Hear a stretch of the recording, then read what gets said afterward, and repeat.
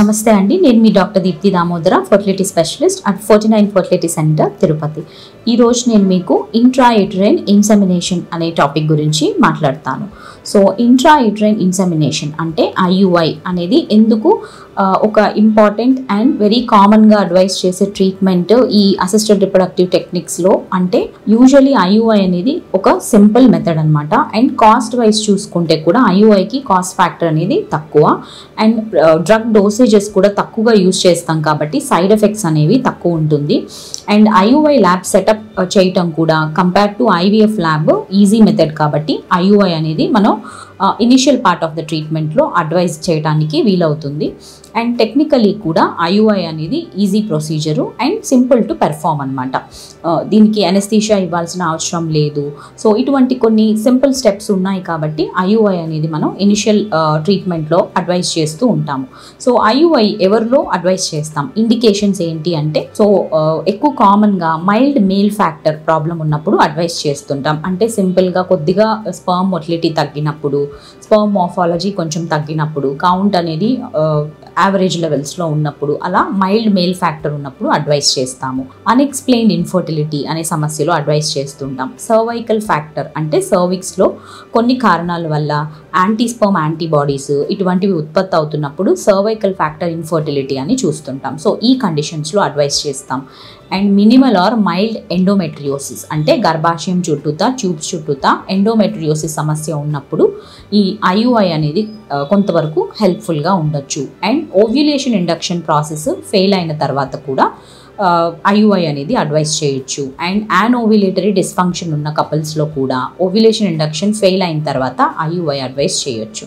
So ఇవి IUIకి కామన్గా advice చేసే ఇండికేషన్స్. మరి కాంట్రా ఇండికేషన్స్ ఏంటి అంటే, ఏ కండిషన్స్లో IUI మనం అడ్వైస్ చేయకూడదు అంటే, ట్యూబల్ బ్లాక్ ఉన్నప్పుడు, సివియర్ ట్యూబల్ డిసీజ్ ఉన్నప్పుడు IUI అనేది కాంట్రా ఇండికేటెడ్.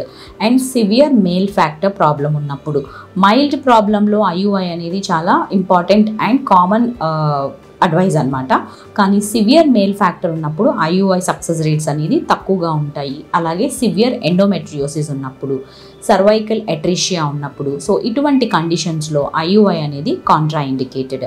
మరి IUIలో ఏం స్టెప్స్ ఉంటాయి, IUI ఎలా చేస్తాము అనే దాని గురించి చెప్తాను. సో ఫస్ట్ IUIకి ఒక పేషెంట్ని సెలెక్ట్ చేసుకున్న తర్వాత ఇనిషియల్ బేస్ లైన్ వర్కప్ అనేది చేస్తాము. సో బేస్ లైన్ స్కాన్ అనేది ఫీమేల్ పార్ట్నర్కి చేయటం జరుగుతుంది. అండ్ వారి ఎగ్ యొక్క సంఖ్య అది చూడటానికి కావాల్సిన ఒవేరియన్ రిజర్వ్ టెస్ట్లు చేయొచ్చు. అండ్ రొటీన్ బ్లడ్ టెస్ట్, వాళ్ళ హిమోగ్లోబిన్ పర్సంటేజ్ కానీ, blood sugar levels, thyroid levels, ఇవి రొటీన్గా చెక్ చేయటం జరుగుతుంది. And viral markers like HIV, HBsAg, HCV ఇటువంటి వైరల్ మార్కర్స్ టెస్ట్ చేయటం జరుగుతుంది. And very important test is tubal patency test. So IUIలో ట్యూబ్స్ ఓపెన్ ఉండటం అనేది చాలా important. At least one side of the fallopian tube ఓపెన్లో ఉండాల్సి ఉంటుంది. సో ఫెలోపియన్ ట్యూబ్ టెస్టింగ్ అనేది చేస్తాం. అండ్ మేల్ పార్ట్నర్లో అయితే basic semen analysis and viral markers అనేది అడ్వైస్ చేస్తాం. సో వన్స్ మనం బేస్ లైన్ వర్కప్ చేసిన తర్వాత IUI ప్రాసెస్ అనేది స్టార్ట్ చేయడం జరుగుతుంది. So usually second day of periods నుంచి ఈ ట్రీట్మెంట్ మొదలవుతుంది. సెకండ్ డే ఆఫ్ పీరియడ్స్లో ఒక సింపుల్ పెల్విక్ స్కాన్ చేసి ఫాలికల్స్ నంబర్స్, ఫాలికల్ సైజెస్ అనేది చూసుకొని ఓరల్ ఓవ్యులోజన్ అని మెడికేషన్స్ ఉంటాయన్నమాట. సో ఈ మెడికేషన్ స్టార్ట్ చేసి ఒక 5 days వరకు ట్యాబ్లెట్స్ అనేది ఇవ్వటం జరుగుతుంది. సో ఈ ట్యాబ్లెట్స్ ఇవ్వటం అనేది ఎగ్ గ్రోత్ కోసం ఇవ్వటం జరుగుతుంది. సో ఈ ట్యాబ్లెట్స్ ఇచ్చిన తర్వాత around 10th or 11th day నుంచి 1 or 2 ఫాలిక్యులర్ స్టడీస్ అనేవి చేసి ఎగ్ గ్రోత్ ఎలా ఉంది అనేది మానిటర్ చేస్తాం. సో దీన్నే ఫాలిక్యులర్ గ్రోత్ మానిటరింగ్ అంటాం. సో వన్స్ మనకి ఫాలికల్ అనేది డెవలప్ అయిన తర్వాత నెక్స్ట్ స్టెప్ వచ్చి ట్రిగ్గర్ ప్లాన్ అనమాట. సో నార్మల్గా మనకి ఓవ్యులేషన్ అనేది స్పాంటేనియస్గా జరగాలి. కానీ మనకి ఇప్పుడు ఈ IUI చేస్తున్నప్పుడు టైమింగ్ అనేది ఇంపార్టెంట్.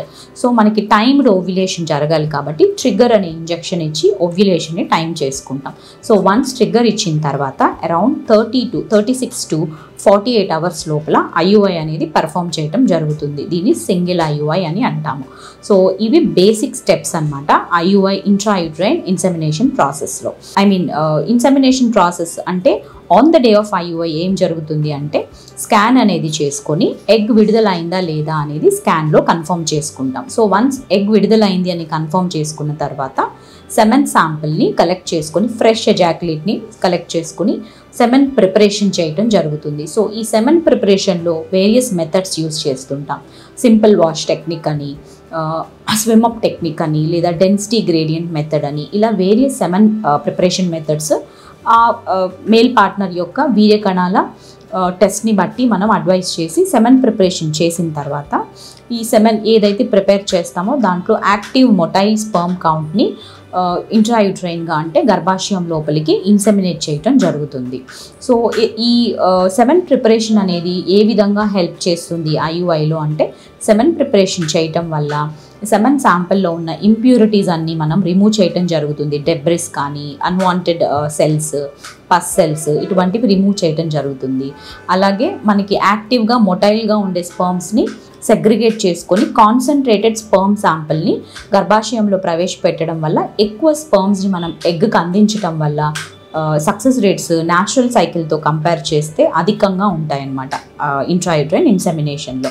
అండ్ ఐయుఐ ఇంకా ఏ విధంగా హెల్ప్ అవుతుంది, ఈ మెకానిజం ఏంటి, ఏ విధంగా సక్సెస్ రేట్స్ హెల్ప్ అవుతుంది న్యాచురల్తో కంపేర్ చేస్తే అంటే, ఐయుఐ ప్రాసెస్లో మనం ఎగ్ గ్రోత్కి మెడిసిన్స్ ఇస్తాం కాబట్టి ఎగ్స్ అనేవి మోర్ దాన్ 1 డెవలప్ అయ్యే ఛాన్స్ ఉంటుంది. సో ఎగ్ నంబరు పెంచుతున్నాము, అలాగే కాన్సన్ట్రేటెడ్ సెమెన్ శాంపిల్ అందిస్తున్నాం కాబట్టి స్పర్మ్ నంబరు పెంచుతున్నాం. సో గ్యామెట్ డెన్సిటీ అనేది ఇంక్రీజ్ చేస్తున్నాం కాబట్టి సక్సెస్ రేట్స్ అనేవి బెటర్ అవుతాయి. అంతేకాకుండా వీటిలో ఇచ్చే ఈ మెడికేషన్స్, ఈ ప్రాసెస్లో ఇచ్చే మెడికేషన్స్ వల్ల గర్భాశయం యొక్క పొర కూడా చాలా చక్కగా ఏర్పాటు అవ్వటము, గర్భాశయం యొక్క పొరలో వాస్కులారిటీ, బ్లడ్ సప్లై అనేది బాగా ఇంప్రూవ్డ్గా రావటము, స్టిరాయిడ్ ప్రొడక్షన్ ఇంప్రూవ్ అవ్వటము, యూట్రైన్ బ్లడ్ ఫ్లోస్ అనేవి ఇంప్రూవ్ అవ్వటము, ఇవన్నీ పాజిటివ్ ఫ్యాక్టర్స్. ఈ పాజిటివ్ ఫ్యాక్టర్స్ అన్నీ జరగటం వల్ల, అంతేకాకుండా షార్ట్ టైంలో మనం ఈ స్పర్మ్ శాంపిల్ని ఎగ్కి దగ్గరగా అందించడం జరుగుతుంది కాబట్టి ఇంట్రాయూట్రైన్ ఇన్సెమినేషన్ ప్రాసెస్లో